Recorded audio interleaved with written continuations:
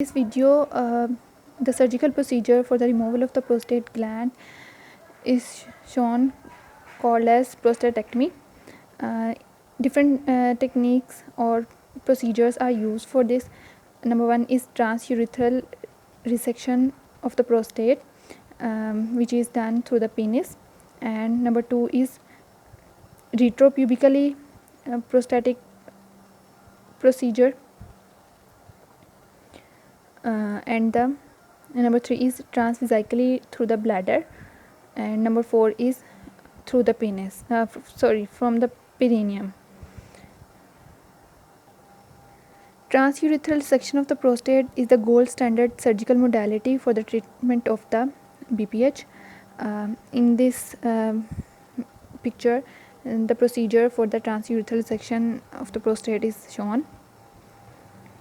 A 26 FR resectoscope with 30-degree telescope is introduced per urethra into the bladder, and cystourethoscopy is done. Here is the earpiece or telescope through which the examiner visualizes the urethra, prostate and the bladder. Here is the light source which illuminates the fiber optic fibers, and here is the water source which provides the continuous irrigation of the bladder, and through this part the pieces of the prostate are washed out by the water. Here is the loop for the application of the current. Cutting of the prostatic tissue having hyperplasia is performed by the application of the diathermic current, high frequency diathermic current around the loop mounted on the handheld trigger of the resectoscope. Before resection, the prostate is inspected and assessed for visualized and assessed for the size, and the both ureteric orifices, internal urethral orifice and external urethral orifices, are checked or inspected, and the bladder is seen for the bladder stones or tumors.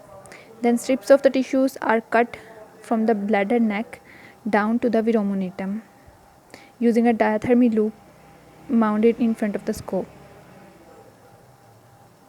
Strip of the tissues are cut from the bladder neck up to the veromonotum, which acts as an important landmark, and the resection of the tissue is performed proximal to it. Resection is started from the midline at 6 o'clock, and first of all the median lobe is resected, and then the two lateral lobes are resected. And the resection is mainly from the transitional zone or the central zone of the prostate gland, because these are the sites for the origin of the benign prostatic hyperplasia.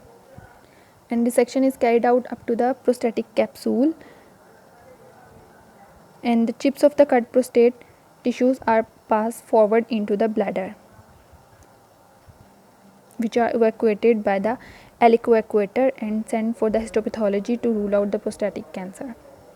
This resection proceeds at 1 gram per minute in experienced hand, and the duration of resection is tried to be lesser.